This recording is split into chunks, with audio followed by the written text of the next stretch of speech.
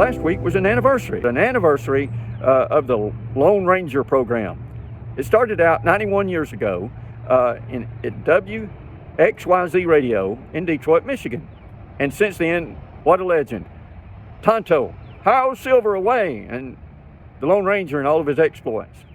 But I thought about the Lone Ranger, and I thought, sometimes we all can feel like the Lone Ranger. We may feel lonely. We may feel like we're maybe just don't fit in and stuff like that. But we may feel lonely, but we're never alone. I thought about Helen Keller, how lonely she must have felt. She was blind and deaf, and she couldn't see. She was in darkness. She couldn't hear. She was in silence. But thank God for Ann Sullivan that came alongside and taught her to communicate. And one day they were going to teach her about God. And so one of the most well-known ministers of the day, Mr. Phillips Brooks, explained to her about God and Jesus.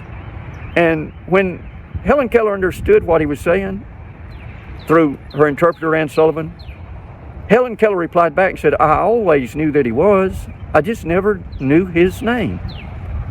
You see, we may go through some times we feel like that, but God's always with us. David felt like that, but he said this in Psalms 34:18. He said, the Lord is near to them that are of a broken heart and saveth those that are of a contrite spirit. Then I thought about Peter. Peter knew what it was like to fail God and knew what it was like to be thrown in prison, but he said this. He said, humble yourselves, therefore, under the mighty hand of God, and in due time he will exalt you. He will lift you up. Then he said this. He said, casting all your care on him because he cares for you. There was the Apostle Paul. He was thrown in prison many times.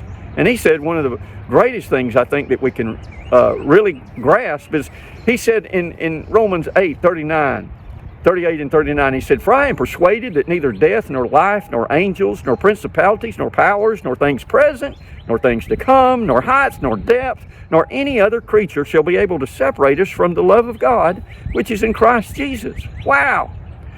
Jesus said this in Revelation 3:20. He said, behold, I stand at the door and knock.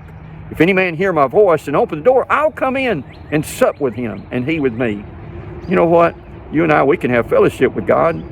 We may feel lonely. We may feel out of place. But I'm telling you what, give God a place. You're never alone.